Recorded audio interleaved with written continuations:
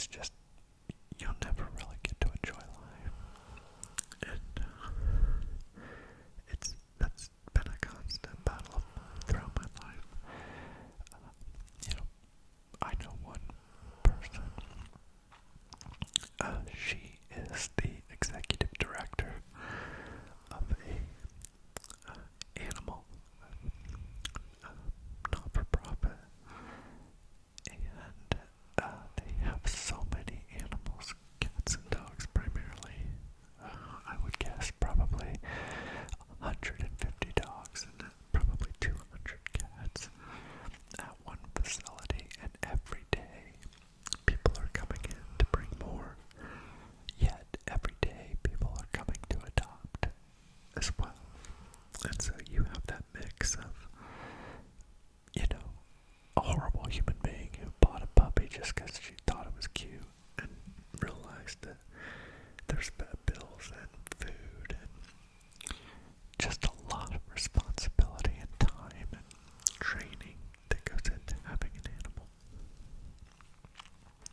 I mean, there are valid reasons for shelters to exist outside of just pure human stupidity or human evil, like in cases of abuse. But there are sometimes, like, say for example, an elderly person has a cat and they die, or get put in a nursing home, and they have no family to take it. I mean, it kind of happened. People get killed in horrible tragedies. People get killed in a car wreck or something, and nobody can take their animal. Or like plane crashes. I mean, those things happen, and those rescues are there to ensure that the animals can find proper homes.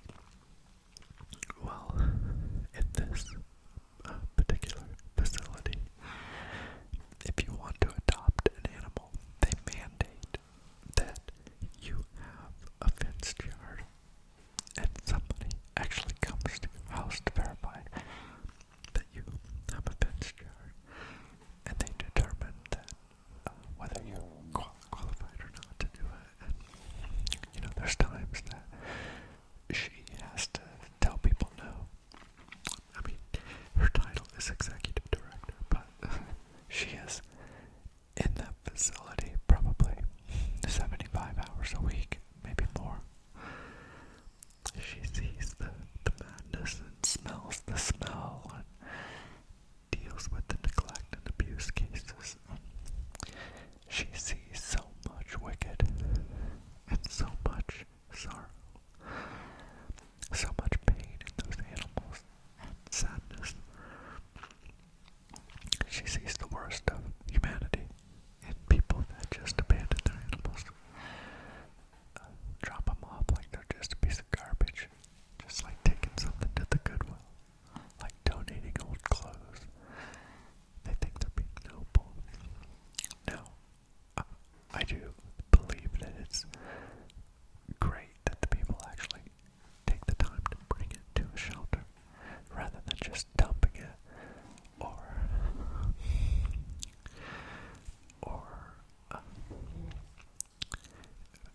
killing it, which happens as well. You don't have to look too hard on the internet to find the unbelievable cruelty that people inflict on animals. But my point in telling you the story about her is she is actually a happy person.